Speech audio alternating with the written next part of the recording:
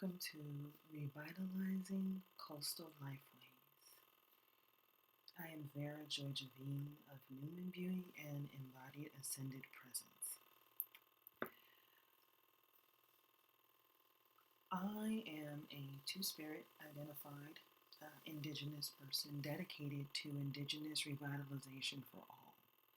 My upbringing as an Indigenous person was really non-traditional or abnormal, I would say, I guess, compared to how most people who identify as Indigenous come to that identity.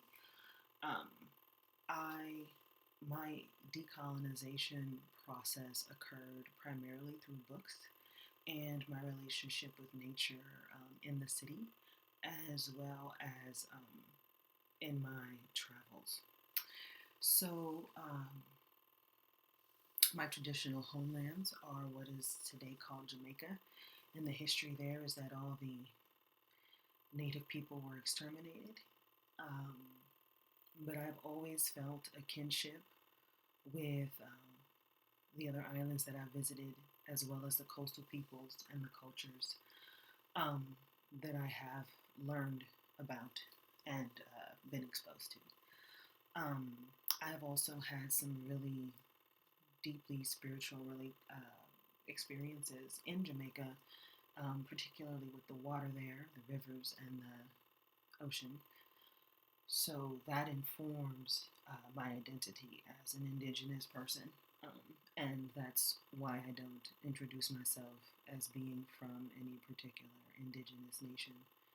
Um, right now, there is a bit of Indigenous revitalization happening in the islands, the Caribbean islands, around the Taino people. However, what my ancestors have, I guess, communicated with me is that the history of the peoples of the islands is far more complex than just the Tainos or the Arawaks, which is the other name that they use specifically in Jamaica for the indigenous people. And so I also want to say, for me, my relationship with nature has been the core of how I have come to understand liberation. And so when I think about liberation, I think about being free to spend time with nature.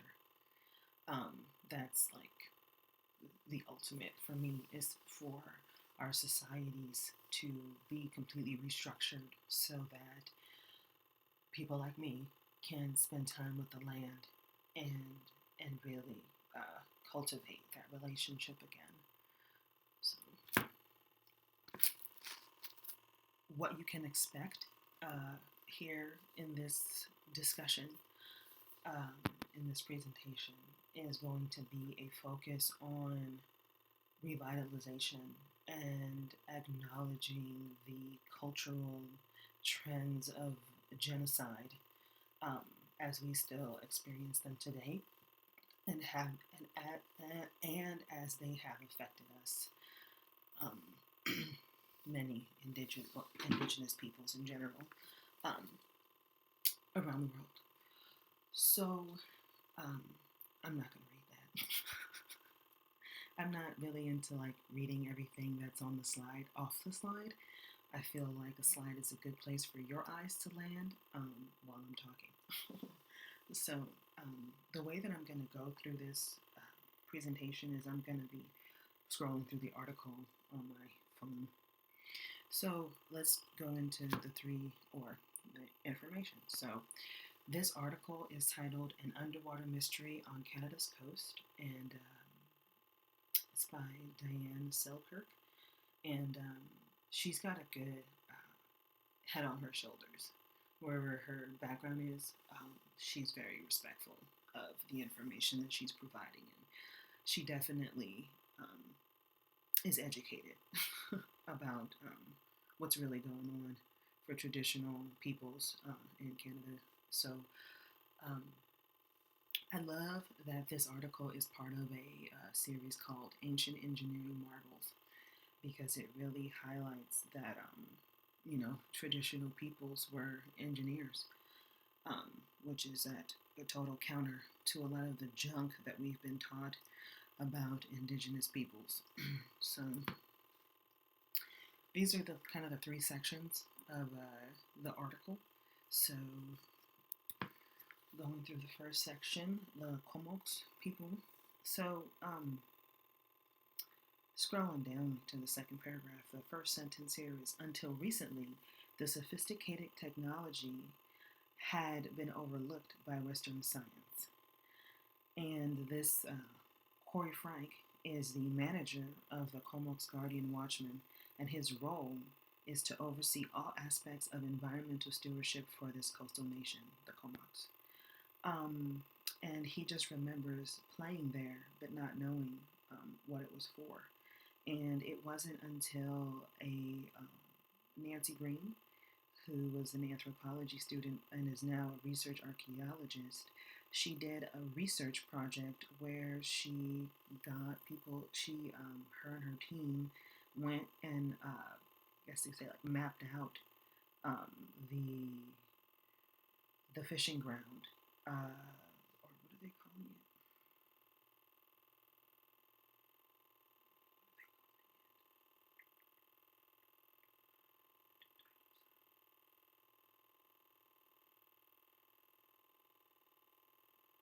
I'm just going to call it fishing ground for now. So, a fish trap. There we go. It was a fish trap. And it's a fish trap. And so it was a very sophisticated fish trap. And so she went and her team and they mapped out the whole area. And then she went and talked to elders and collected oral tradition stories. And through a combination of analyzing the stories and analyzing the maps that she had of the area, she came to understand that this. So this is what it says: the stakes formed a constellation outlining one of the most extensive and sophisticated indigenous fishing operations ever found.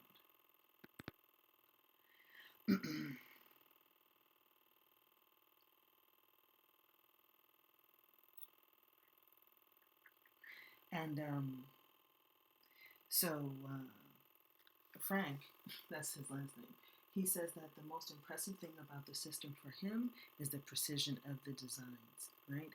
And he says that his ancestors were amazing engineers.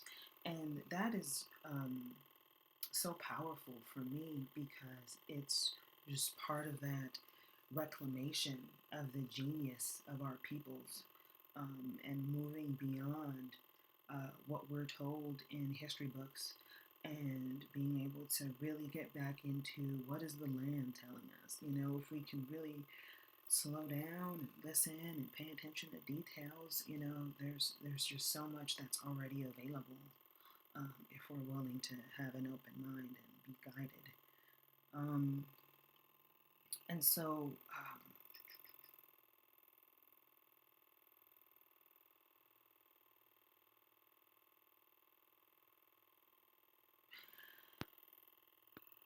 okay, this is a good sentence.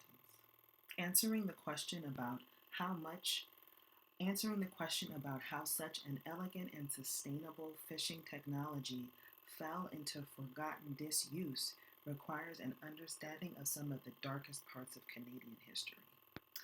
And so, talking about this elegant and sustainable fishing technology that fell into disuse, it's like that acknowledgement that people were taken from their lands and not allowed to practice their traditional culture, and how there's that wisdom within these traditional ways that we can absolutely tap into, with in revitalization. And I'm speaking specifically about like um, these kinds of things, these coastal nations, and these people who are able to still connect with their elders and their traditional stories, and have a foundation of instruction for reclaiming that relationship with those fish traps. And then later on I'll be talking about sea gardens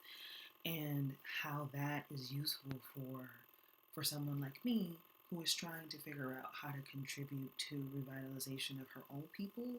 Um, so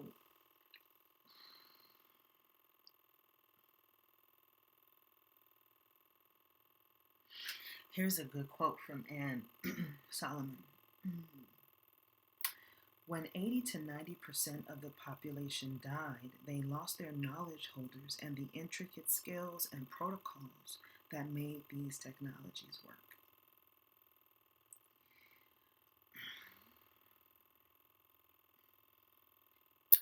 And then she talks about the Indian Act of 1876 that forcibly removed people to reserves, and cultural practices were outlawed.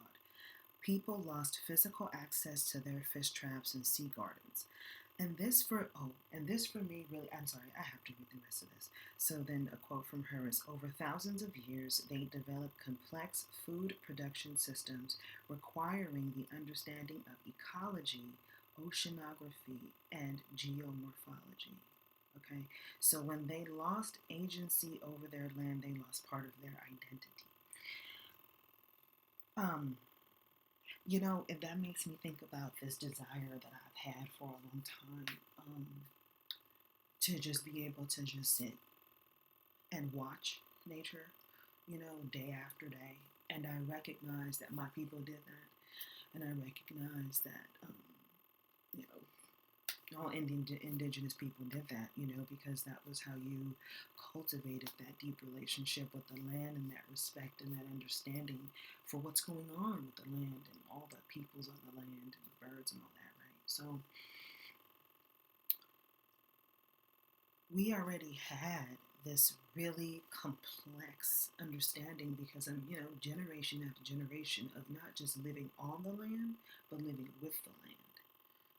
And being willing to learn from the land, having that humility to recognize that there's just a beautiful, wondrous world around us that we are a part of, that is teaching us if we're willing to learn. And the ways that, for someone like me, who does not have access to her traditional homelands, I'm still in California, and I don't have that kind of cash to be flying back and forth, or, like relocation back to Jamaica, which is still heavily colonized, and, like, I'm just gonna say most people, if not damn near all people, are still really deeply assimilated, so there isn't this access to the land and to the way of being that I want to be with the land. But that is so important, because that memory is still there. The genetic memory of the land and relating with the land is still there. And so that is a big part, of that revitalization, is the people being able to have access to the wild lands, to the untamed lands that are still available.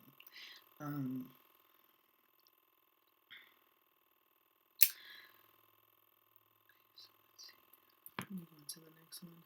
Okay, so there's this. So in the next paragraph here it says, while the scientific community has been expressing surprise over the extensive nature of tradition. I can't even finish that fucking sentence without laughing, because it's just so infuriating. It's like you cry or you laugh, and it's just like all of the bullshit that we have been taught, that has been shoved down our throats about being indigenous, being Indian, being native, and it's all being proven wrong, because Mother Nature is saying, hey, this is the way you guys are treating me is whack. you know.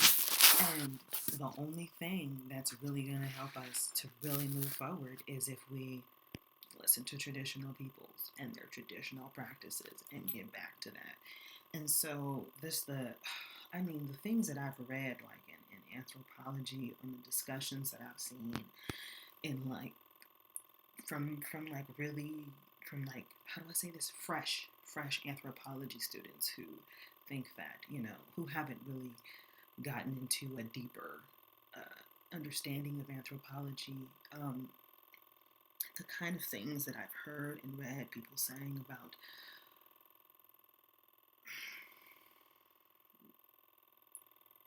Western superiority and the extermination of peoples, like, it's ludicrous. It's ludicrous. It's just ludicrous. I really want to say this phrase though. The extensive nature of traditional coastal mariculture. I love seeing that. Traditional coastal mariculture. Mariculture. That word is so cool. And then in parentheses it says information. Okay, so let me just read this entire thing again. Okay, so while the scientific community has been expressing surprise over the extensive nature of traditional coastal mariculture,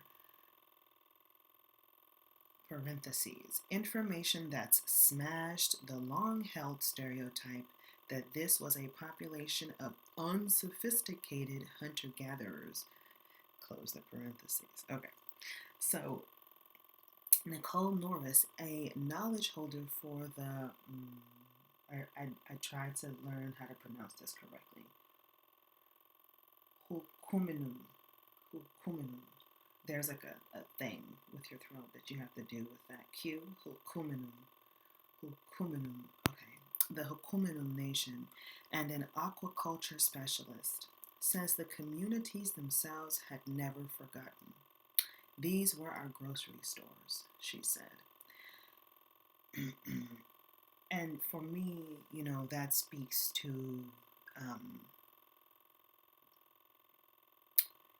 these ideas of the idea of being a knowledge holder. I feel like I'm a knowledge holder, but I wasn't raised in my culture, and there's all these roles that, our cultures had and that many cultures still have, and being able to understand the purpose of the roles,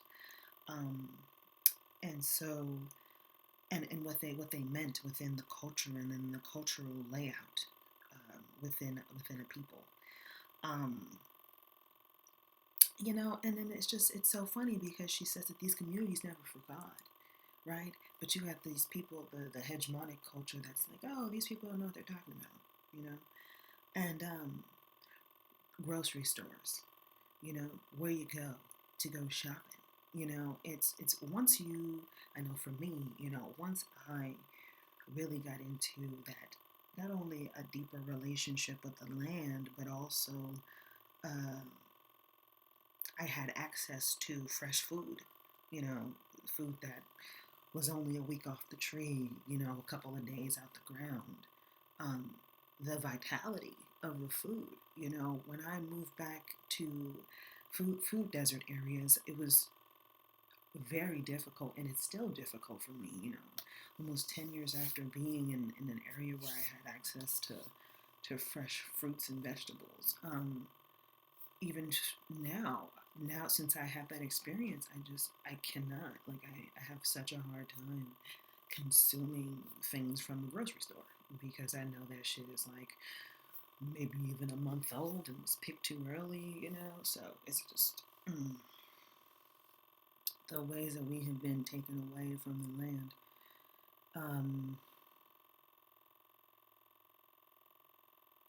So then they start talking about sea gardens. This is where we start talking about sea gardens. And so, Nicole Norris, she has studied the sea gardens of various peoples with various nations, various peoples within the region where she's at, and she says that she was really where is it? She was really taken with how the fact that one there were all these sea gardens in for each of the peoples they had their own sea garden, and on top of that they had a sea garden that was very specific to that particular area in the water. With whatever particular creatures were present and stuff, and really paying attention to all the goings ons of the creatures in the water and how to nurture them and have a sustainable kind of like farm, you know. Um,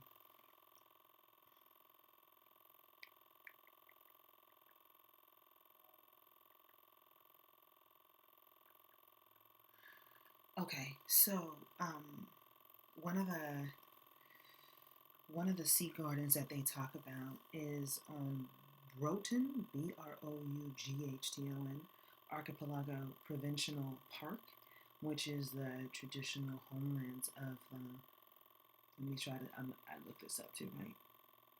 Quaqua Kewak. Yes, people, the Quaqua Kewak people. Um, and the way that they used rocks and like really meticulously, worked with rocks and the way that the rocks connected together to form the wall that was the establishment of the garden. And and then the Haitsuk, Haitsuk territory. Um, we have Elroy White, who is an archaeologist, and he's a member of that nation. And he um, talks about how his ancestors built stone walled sea and clam gardens with a wide variety of stone fish traps that were specifically designed depending on if they were on a tidal flat or in a creek or at the mouth of a river. And like that, when I read that kind of stuff, I can see it, and it makes me so excited because it really speaks to me about how how meticulous the people were with paying attention to their environment. And that makes me so excited. um, and so, here we go. So this is where we really get into the talk, the part of the article that really talks extensively about Indigenous revitalization efforts, and really speaks to how Parks Canada has turned to First Nations people um, to make sense of all of these gardens and all the sea gardens and the fish traps that are just everywhere in the water. All throughout, all up and down the coast. Um, okay, let me see. Where's this quote at?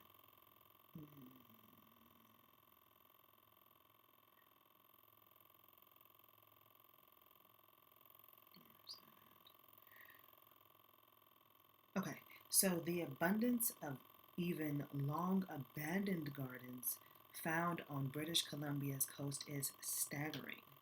Research shows that the terraced gardens, which Indigenous people have been building for at least 3,500 years, are 150 to 300% more productive than wild beaches in producing littleneck and butter clams, as well as other marine organisms. Aaron Slade, a marine ecologist with the GINPR, Sea Garden Restoration Project, that's not the official name for it, that's just the way that they're describing it, says this indicates that the techniques once used to steward the gardens have a lot to teach us. While national park scientists like Slade could have attempted to reverse engineer the sea gardens through science alone, they opted to reinstate traditional management and stewardship practices by inviting, I did not look up how to say that, thing I want to say is here in this last paragraph. It says that this woman, Erin Slade, she says that other communities have begun using their research to re-establish their own gardens. An ecological boost not just for the beaches being managed, but for the overall abundance of sea life on the coast that the biomass in the gardens can support. Slade says the expected increase in marine life is important, but the most significant part of restoring sea gardens has been in reinvigorating the teaching relationships between elders and youth. And then the quote, the closing quote. This knowledge has been generated over millennia of stewarding these places. It's something that was always meant to be passed on generation through generation.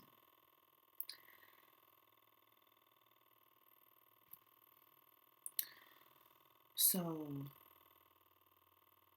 I hope that you feel the power of this story and this sharings of people's experiences, nations' experiences, and really able to take away the necessity for all of us to move into an acknowledgement of the genius of traditional indigenous practices with the land.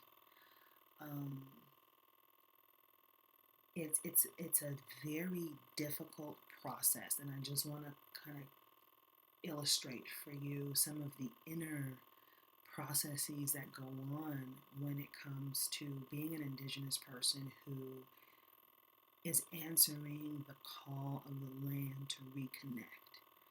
It's a very difficult process. It requires healing because of the ways that we have been indoctrinated in the settler colonial culture, that first of all, that connecting with anything outside of what you can see with your own eyes and what is verifiable by some external authority who does not share the same culture you do makes you crazy. So having to overcome this deep-seated fear of being crazy and all of the implications of being labeled as crazy. And then, being in tune with receiving all of the information that nature shares.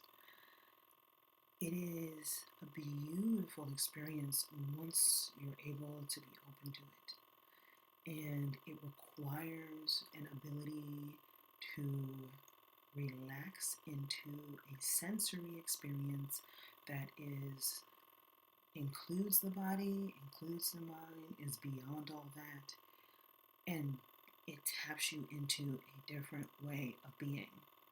And that way of being allows for you, or has allowed, I'll speak for myself, has allowed for me to be in tune with a greater harmony that is happening with the planet. So I want to, really accentuate the necessity for us to really return to learning how to communicate directly with nature, because she communicates very clearly about what she needs and what she wants. And the more of us that return to that type of relationship with nature, the more uplifted we will all be. So I guess that kind of talks about action steps. So, I'm just going to leave it like that. So thank you for being here, for sharing this space with me, and for listening and taking it all in. And I hope you feel some conviction around some action steps that you want to take to support the work that was addressed here, not only within that region, but across the globe when it comes to respecting and uplifting Indigenous peoples and Indigenous revitalization. You can follow me on Instagram at Rainbow Conduit. You can also find some of my writings on Medium. They're personal, kind of like feminist, personalist, political kind of writings, as well as um, a lot about indigenization and some of the real details and the nooks and crannies of reconnecting with the land. And you can also book an appointment with me.